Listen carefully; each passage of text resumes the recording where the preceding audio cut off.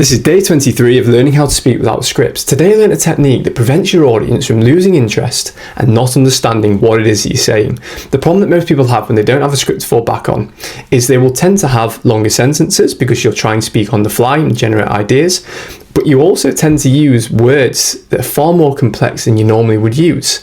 The consequence of this is that if you use words that are too complex and super technical, the audience doesn't understand what it is that you're trying to say. They don't engage and they lose interest. So they're not remembering the points that you're wanting to make.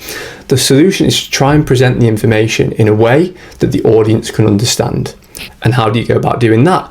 One of them is to have the mindset of using the most simple language possible.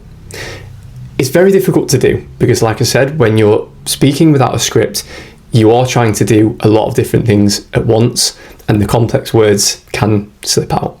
But if you practice speaking on a given topic for 30 seconds and do this every day, and you practice trying to use the most basic language that you possibly can, almost as if you're explaining it to a 6-year-old, you will get into the habit of explaining things as simply as possible so that an audience can understand, particularly if they're new to a topic.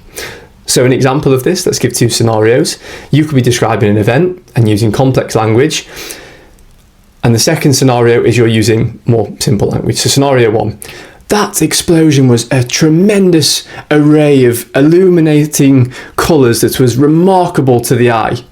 Or, those fireworks were nice. There's a big difference in the way that you're presenting it. One, people don't really fully know what you're saying. The second, they know exactly what you're saying. They can engage with it, they resonate with it far more.